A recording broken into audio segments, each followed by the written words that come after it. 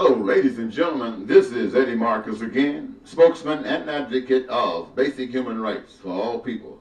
I got an extraordinary message for you today, coming to you live from station WEBM, and that's wonderful Eddie B. Marcus, operating smack down from the top of the sky, which I called heavenliness, the spirit. And it's coming down straight to you, wherever you are. And I'm hoping, my friends, my sisters, and my brothers, that you will allow this message to saturate itself all through your being, as easy as the blood that flows through your veins. And that at the end you will like this message, comment on this message, or even subscribe not only to the message, not only to this channel, but to this message. This message today is something that perhaps some of you have heard, and many of you have not. This message is, why are you on this earth? Many of you have asked that question 1,000 times, and very few of you have gotten the answer. But I want to tell you, ladies and gentlemen, that we are on this earth simply because we are not fit for heaven. We are not fit for peace and prosperity and joy of life for everyone.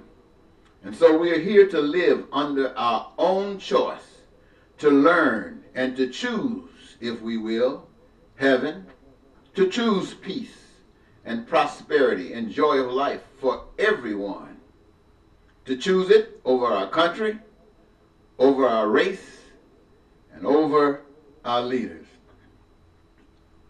My God is not American, or white, or Trump. My God is unseen, untouchable, and unfillable. But if you are alive, you walk upon God's earth.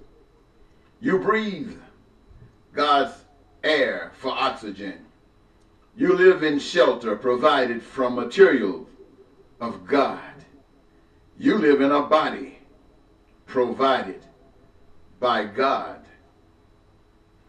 I want to remind you that the human systems of the world are not set up for the public.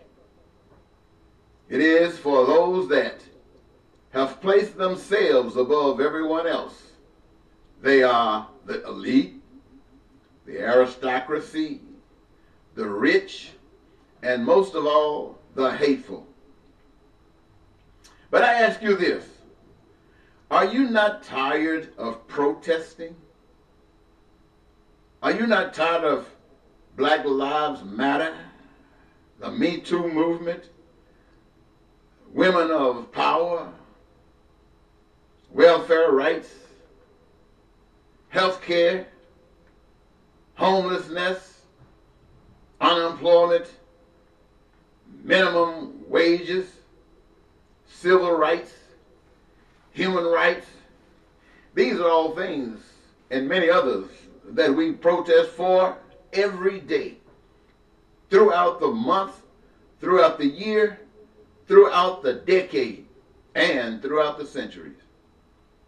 But I want to tell you, ladies and gentlemen, you have to take back your power from those that you've given it to, or those who have taken it from you. You must take back your power, and you must give your power to God. But there's no doubt in my mind, and it should not be any doubt in your mind, that you have no idea about God.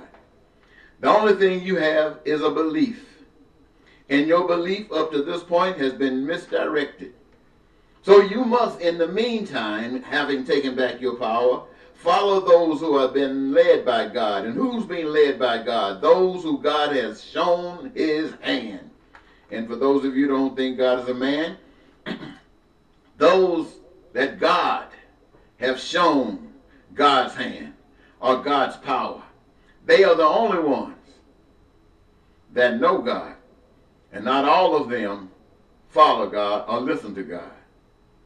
So I'm saying to you, you have to be serious in your own heart, for the pure in heart shall see God.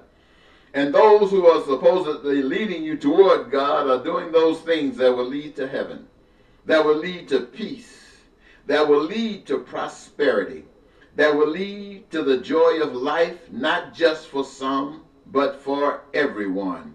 And if that's not happening, you are being led by the devil. I want to thank you so very much, ladies and gentlemen, for giving me this your time. Many of you know that I've asked the citizens of the state of Minnesota to make me their next United States Senator. And I'm doing it from a low point.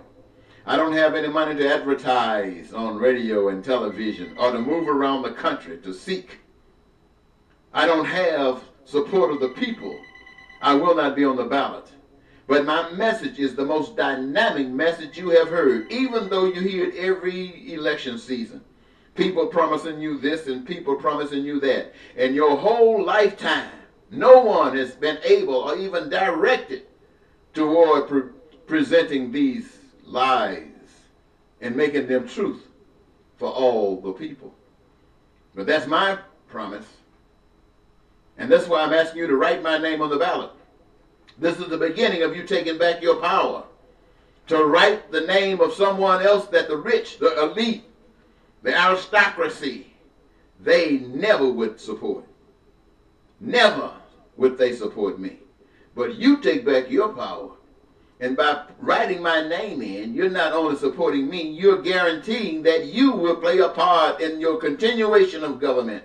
And that you will see that not only you, but everyone else will have the resources available to them that are essential for the survival of life.